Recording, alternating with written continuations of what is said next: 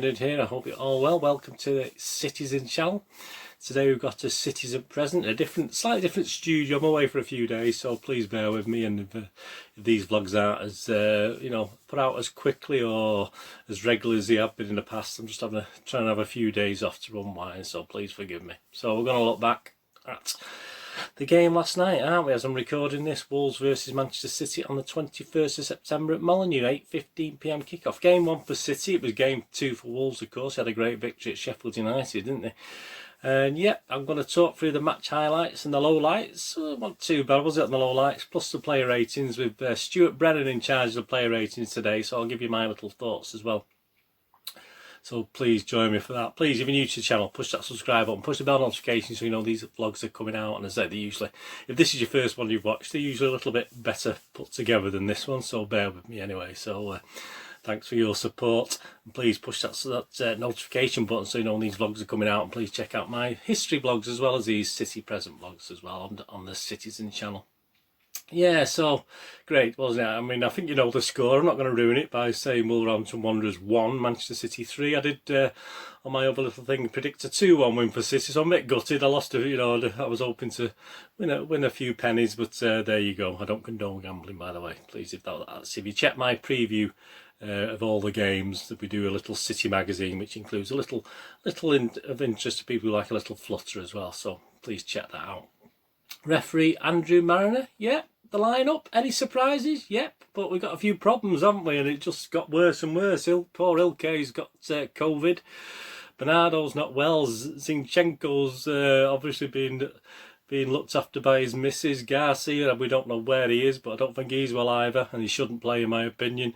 And Cancelo was injured as well, so a bit of a shocking injury list. So the subs bench looks a bit like a Carabao Cup game, didn't it? It was for a team with such a massive squad, everyone tells us. We do, at the end of the day, if you get all these injuries, we do struggle, and I don't know many other teams have got these problems at the moment.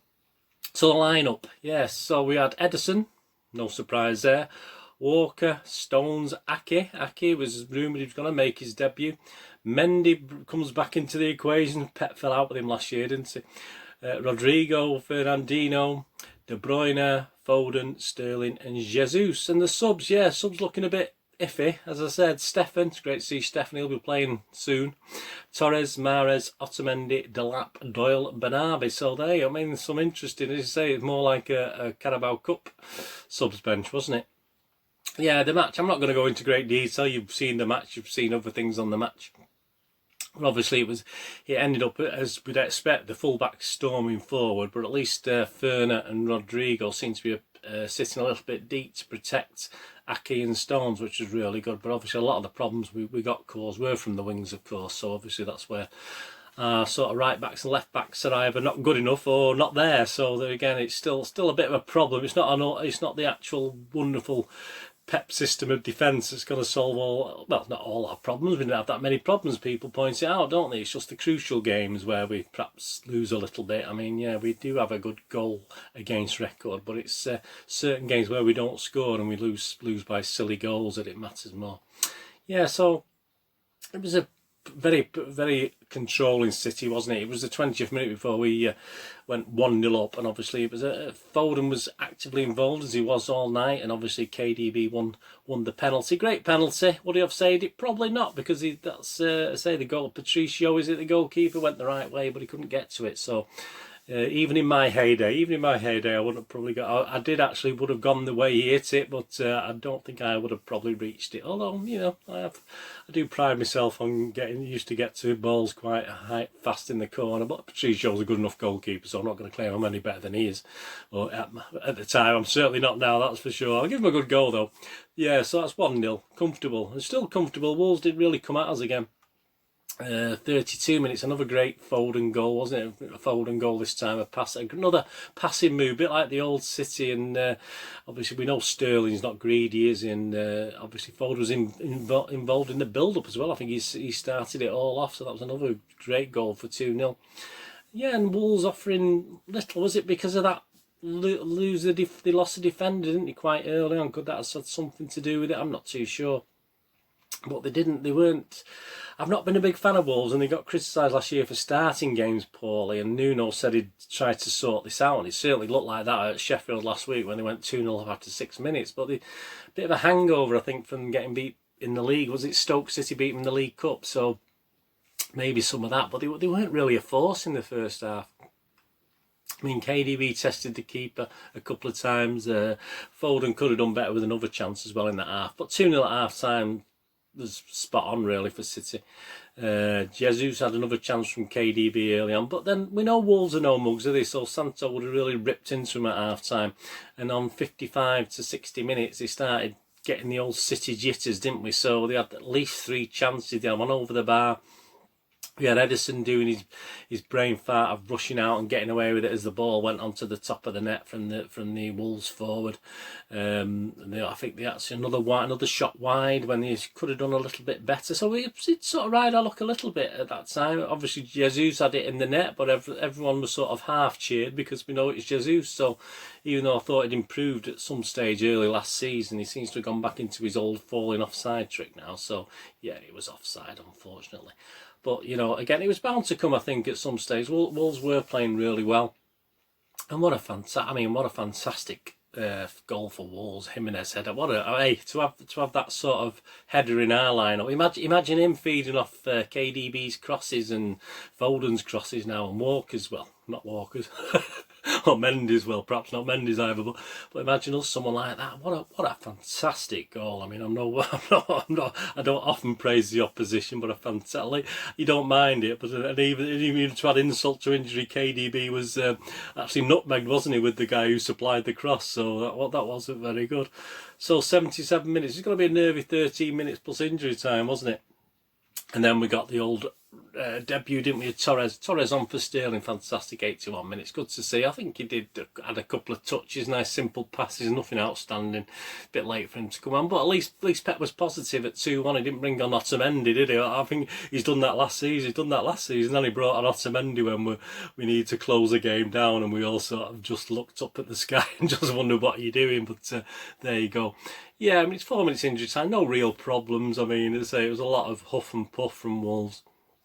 And then obviously Gabby gets another great chance, didn't he? But after we decided to stop, one reporter said fanning about, which is one of my sayings. I used to say that years ago, fanning. Stop when I used to coach little kids junior football. I used to tell them to stop fanning about with it. So I'm going back a long time.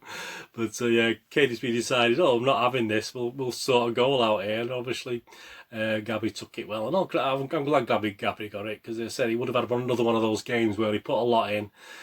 Caught offside a couple of times, so I'm glad he did put it in. So comfortable in the end, 3-1 win, but it did have its scary moments, let's be honest. I mean, there's a lot of people on Twitter this morning saying, where are the ne'er-do-wells, where are these people worried? I mean, people are just not, it's not negativity, just being realistic. We've looked a bit with all the problems we've had. I think even Pep admitted it, with all the problems we've had pre-season. That was a fantastic result last night, and of course we're all happy about it, but it wasn't a shoo-in, even though obviously for most of the game we did dominate again. This is it. But when Wolves had the spells, we did look scary. Wolves aren't a bad team. They're not going to finish, not certainly probably finishing in the top half of the table, so they're not a bad team. And let's face it, they've done us a couple of times, haven't they, last season, and took a point off us the season before that in our Centurion season, was it? So, or the treble winning season, one of the two.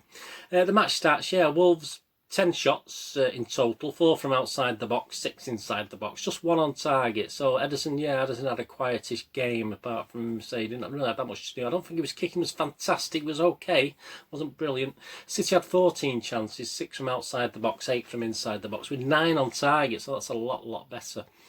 Possession wise, Wolves had 35%, City had 65%, so again, more or less what you should expect from a City team, but I think I was a bit higher than what in Wales last year. And we go on to the player ratings. So we've got Mr. Brennan doing the MEN, and we've got yours truly doing mine. Well, who else would do mine? Right, let's go through it. Ederson, nothing to do in the first half, but grateful for Wolves' woeful finishing in the second. Absolutely. Stewart for the MENs, give him 6. I'll give him 6.5. I will knock out. I've started sort of more or less at 7 on this one, because it was a nice 3-1 victory. But yeah, I'll give him 6.5. Kyle Walker, quick, powerful, aggressive throughout and a clearance off the line. And he's giving him an 8. I'm not going to disagree with that. I mean, Kyle Walker can have these games, can't he? He can have these games where he plays and then does something stupid, but it's one of his obviously better games last night. So I'll give him 8. I think that's possibly my highest score, even though I didn't. If you asked me the man of the match, I probably wouldn't have said Kyle Walker.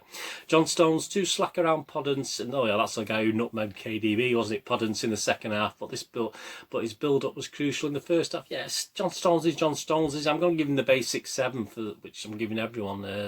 And Stuart Brennan, and he's giving him 7 as well. So I wouldn't disagree with that. Nathan Aki slotted in seamlessly for his debut, not as prominent as Stones, but did well. He's giving him 7. Yeah, I mean, I'm going to agree with 7. I think Stones and Aki both deserve a 7. Nothing spectacular, but you know, absolutely for a debut, nothing wrong with that.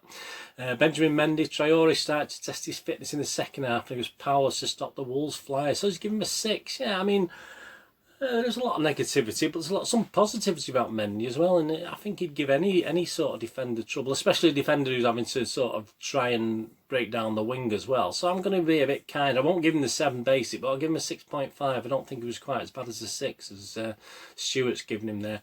Rodri nearly scored an early goal of the season, but his first half control not as evident after the break. Yeah, he didn't have a great second half. He made a couple of obvious mistakes, which he does tend to do in most games when he sort of gets missed by people. But yeah, but I still thought he'd played enough in that first half with the rest of the team to warrant a 7.5. I'll give him a 7.5 last night, Rodri. I thought it was okay. Stuart's given him a 7, but I could have gone down to a 7 or a 6.5, believe it or not. I just thought he did enough in that first half to warrant a higher mark. Fernandinho, well, roll back the ears at times in the heart and midfield, stroking it around beautifully. Stuart's given him a 7. Yeah, I'm gonna give him a 7.5. I thought he was excellent for most of the game, and even Wolves' goal, I think he headed it, cleared it. It's a shame it sort of fell right for him, but I mean, all he can do is sort of get distance on it, and that's what he did. But yeah, one of his better games. He'd enjoyed his rest, obviously, because he wasn't prolific, was he, before the break.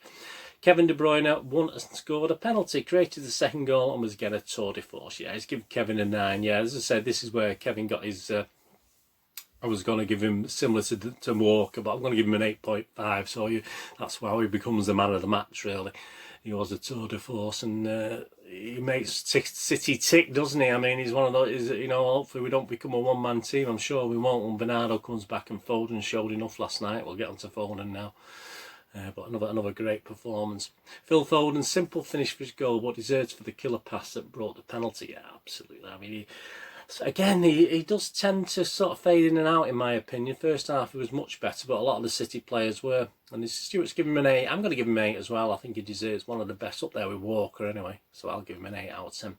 Jesus, tireless and functional as the focus of attack. He did a fine defensive job in the second half. So he's giving him 7. Yeah, I mean, the fact he scored, I know what he is, but the fact he was tireless and he did a defensive job as well. He worked hard.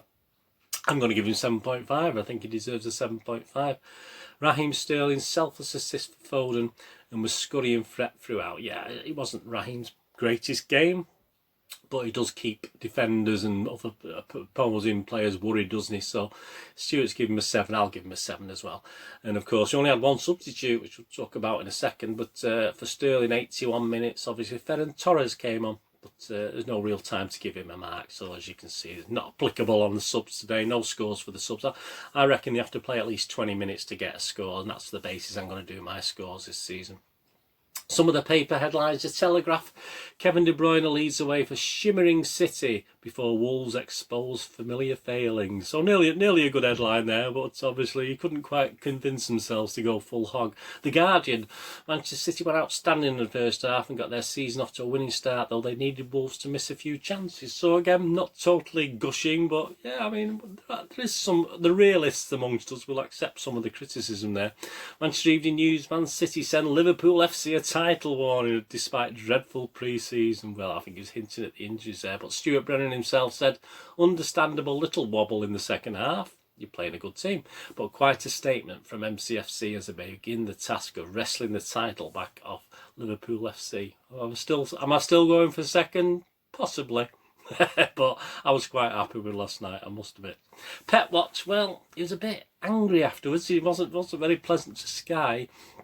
This is what he said. It was a good one. We know how difficult it is in this stadium, but the game was good. Always try to start in the same way. Sometimes we cannot, and sometimes we need more time to get our best condition. But it's a good start to come here and win. In the period that we're in the situation that we had these last 2 weeks, I expected that at some moments we would suffer. But in general, we controlled very well. In general, everyone was ready and did well.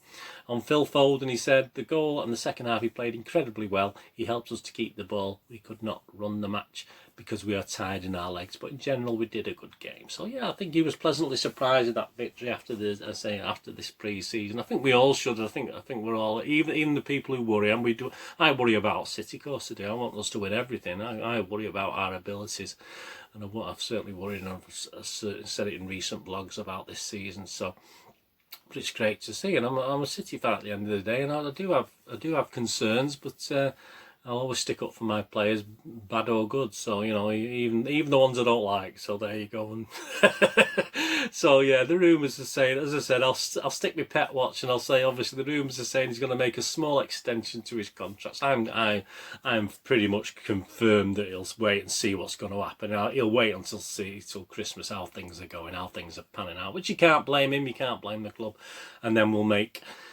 the decision then, and obviously what's going to happen after Pep will all be made. But if he signs another 1 year contract, 2 year contracts, I can't see a 2 year contract anyway, 1 year at best. But based on the fact he looked a little bit perturbed last night, again, I've nothing to convince me he's going to sign any sort of major extension to what we've got at the moment. So I'll keep my pet watch going anyway all season. Keep you informed for that one. Right, the quirky stats, my little favourite that I do for you. The quirky stats, mainly from Opta Joe and at Stats City. So we start with some Opta Joe ones. Phil Foden has been directly involved, 22 goals in 33 starts for Manchester City in all competitions, 12 goals and 10 assists. Fantastic. This is one for Wolves fans and interest to us. Raul Jimenez's goal was Wolves' first shot on target in the match and his six-headed goal in the Premier League since the start of last season. No player has scored more. Yeah, I mean, he looks a proficient header of the ball. Perhaps I'm not saying I would want him at City, but we want some. It would be nice to have someone like that. When did we have a prolific header of goals? Dzeko, yeah, that was it. Raheem Sterling is still with Opta Joe. Raheem Sterling has been directly involved in a goal in 7 of his last 10 Premier League appearances, 9 goals and 1 assist. Manchester City, and this is when you should do it, at Man City. Take notes. Manchester City haven't lost their opening game in any of the last 11 Premier League seasons now. Don't come out with we haven't lost in 10 before the game. We've won 10 and drawn 1, winning the last 9 in a row. It was 8 in a row, but it's now 9 in a row. No side has ever won 10 consecutive season openers in the competition before, so don't next season, don't print that, please. Nobody, after it's been done, praise us for doing it, but please let's not put the horse before the cart, or the cart before the horse even. So please, let's learn from that. And at Stat City, before the Wolves game, we've both won 48 games, drawn 24, and we had identical goals for and against. So that was played 121. We both won. We got 121. I'm not too sure. How would you get an odd game? It probably includes cup games, doesn't it? I'm not too sure. It doesn't say. Both won 48, 25 draws, 48 against. Now City won 49, and we've scored 2 more goals than Wolves. We've scored 233 goals, so they're 231 now. So they've ruined the symmetry, haven't they, City? But we're pretty glad about that, aren't we? Kevin De Bruyne, this is still with at Stats City. Kevin De Bruyne created 6 goal scoring chances this evening. More than all of his teammates combined. So again, that just shows how important he is to City, and let's hope he doesn't. Let's hope some of the other players step up as well. Gabriel Jesus has now scored 69 goals. They are Soissons for Manchester City in all competitions, moving 1 clear of Mike Smubby's total, who had scored 68. So Buzzers have been demoted. There you go. Nathan Ake became the 1015th player to make their debut for Manchester City in all competitions. And then, yes, Ferran Torres became the 1016th player to make the debut for Man City in all competitions. I have to make a note of that myself now for future reference, won't I? Phil Foden has now scored 16 goals for Manchester City in all competitions, the same amount Robinho managed to score for the club. Poor Robinho. We'll have him back. No, perhaps not. perhaps too old now. Manchester City have conceded 2 goals in their last, only conceded 2 goals in their last 8 opening league fixtures. Sunderland in 2016-17 and Wolves in 2021. So there you go. So my little conclusions for you after a good night, a good result, some good performances. Let's say that weakish subbench showed, didn't it, by Pep only making 1 substitution, which I said I'd talk about on 81 minutes. Yeah, I think if we had been struggling a little bit, I mean, I didn't have a lot of option there, did he? If it wasn't going to plan, as you say. But even at 2-1, he didn't panic, did he? I mean, perhaps Pep of last season would have brought on a defender. Which I think he did. So yeah, that was a good sign. That was a positive sign anyway. And yes, we did ride our luck, but Wolves are no mugs. They're gonna be all right. I'm not going to say they'll be top 6. They're certainly going to be top. I think I have them down for 8th in my little season preview. So they're going to be. It's a good result for us based on the last 2 seasons anyway, where we've not exactly demolished them. And so everyone, I think, would have taken 3-1 before the game, so I'm very happy. I think I said 3-1 and 2-1. I might have even said 3-1, but I'm fairly sure I said 2-1 in my prediction. But yeah, I'll go with that. I don't mind being wrong when we win. So please, thanks for joining me for that anyway. As I said, sorry about the backdrop and everything. There'll be a couple of these coming out. Obviously, the Bournemouth, back for the Bournemouth preview, which will be, I think that'll be done in my old style. No, not it'll be done here. I'm trying to think now. I've already done it. No, I haven't done the Bournemouth preview, or have I? I might have done. Anyway, forget it. The Bournemouth game will be in my old backdrop, and obviously the review of the game will be here again. And obviously, I think for the Sunday game we may be going back home. I'm not too sure yet. We're not decided yet. It's our last day anyway, so we might go a day early. So that might be my old routine. But the preview will certainly be in this style anyway. Anyway, thanks for watching. Please check my links on screen and follow or friend me on Facebook and Twitter. Check out my little moviegamenostalgia.com, my little website, my day job if you can. That's how I earn a little bit of money, so I have a bit of time to do these things. I don't earn any money from this. This is just for my joy and hopefully your information and entertainment as well. So please, moviegamenostalgia.com for old rare DVDs, movie posters from 192000s and board games as well on there. If you can have a check that out, that would be absolutely fantastic. And please, if you're into movies and TV dramas, check the playlist. I do my Citizen film and TV channel, which obviously covers all that sort of thing, with quizzes as well, and movie quizzes and stuff like that. And as you know, I do my city quizzes as well. There's plenty of those on here if you check the playlist. Anyway, thanks for watching that. Absolutely fantastic. And I'll get back to my little break now. A little enjoying it. 22 minutes. Leave the comments below what you thought of today. That'll be absolutely fantastic. Anyway, till we meet again. Please, thanks for watching. Look after yourselves, look after your friends, look after your family. More importantly, let's all look after each other. And I'll see you all again, hopefully before the Bournemouth game and after the Bournemouth game. Thanks for watching. Bye-bye.